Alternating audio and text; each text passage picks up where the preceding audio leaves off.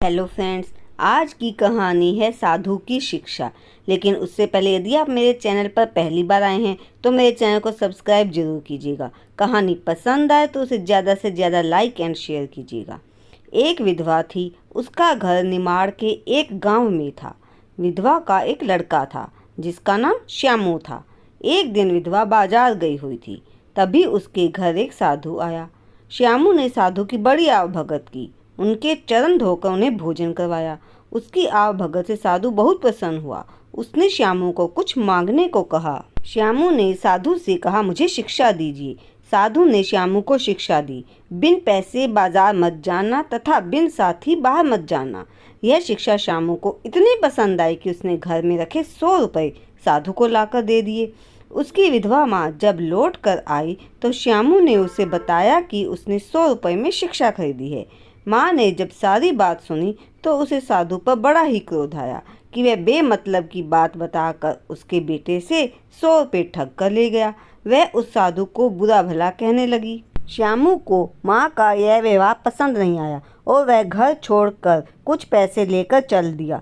घर से बाहर निकलकर उसे साधु की शिक्षा याद आई कि बिना साथी बाहर मत निकलना। उसको सामने एक केकड़ा नजर आया। उसने उसे ही उठाकर अपनी जेब में रख लिया।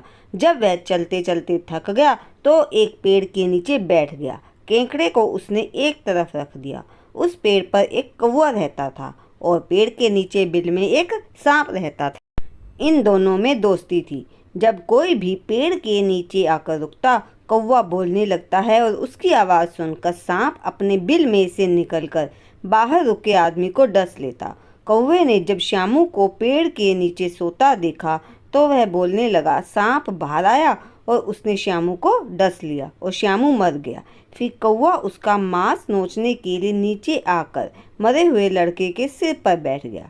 केकड़े ने पीछे से जाकर कौवे को दबोच लिया। कौवा डर के मारे सांप को पुकारने लगा कि बाहर आकर लड़के को जीवित कर दो। उस लड़के के दोस्त केकड़े ने मुझे मुसीबत में डाल दिया है। सांप बाहर आया और उसने श्यामू का जहर खींच लिया। कौवा तो अधमरा था ही। जब सांप बिल में जाने लगा तो केकड़े ने उसे भी काट दिया। लड़का जीवित हो गया तथा सांप और कौवा दोनों मर गए। चलने से पूर्व श्यामू ने कौवे का एक पंख और सिर तथा सांप का सिर और पूंछ काटकर अपने पास रख ली। फिर उसने आगे जाकर एक खेत पर नौकरी कर ली, जहाँ पर उसे बड़ी मेहनत करनी पड़ती थी। राज्य में उस सांप की चर्चा सब और फैली हुई थी, क्योंकि वह लोगों को डस चुका था। इसलिए राजा ने ढिंडोरा पिटवा दिया कि जो कोई उस आदमखोर सांप का सिर तथा पूंछ ला कर देगा, राजा अपनी बेटी की शादी उससे कर देगा। एक आदमी ने राजा का ढिंडोरा सुना। उसने पेड़ के नीचे पड़े सांप का शव देखा। मरे हुए सांप को उसने और मारा और उसे उठाकर राजा के पास ले गया।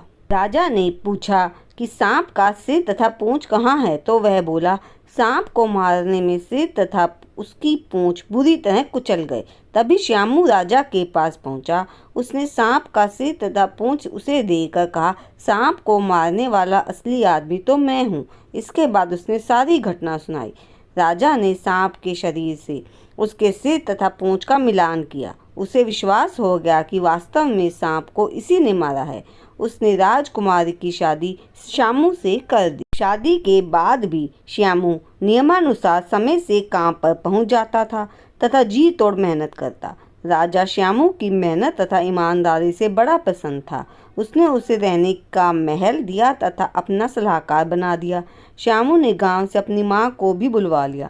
श्यामू की माँ समझ गई कि साधु द्वारा 100 रुपये में दी गई शिक्षा व्यर्थ नहीं गई। वह मन ही मन साधु का धन्यवाद अदा कर रही थी।